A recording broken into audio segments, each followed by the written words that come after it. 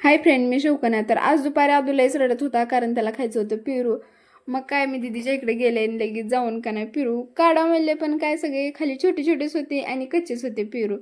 मग चिवला 2-4 दिसले होते वरती. मग मी गेले झाडावर जाऊन का नाही 2-4 काढण्याच्या वाटणे जास्तच खाल्लो कारण बकळ दिसले होते पिकलेले. मग मी आणि चिवनं पण तिथंच पिरू हे खाल्लो आणि ऊन तर एवढं पडलं होतं का नाही, आणि चिवला तर का नाही एवढं ऊनच लागत नव्हतं म्हणून बडबड करत होती.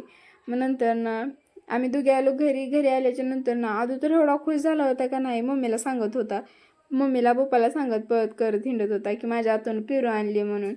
मग त्याला पिरूही दिले. मग काय ना त्याचं पण एक पिरू खात बसले होते. मी थोड्या वेळानं मग पत्र्यावर गेलते कारण मला जांभळं काढायची होती. जांभळं पिकली होती आमच्या झाडाला. मग 2-4च पिकली होती, मग ती काढायची होते. थोड्या वेळानं भैयाला आणि मम्मीला जायचं होतं बाहेर आणि त्यांनी जायच्या टायमालाच पाऊस येत होता.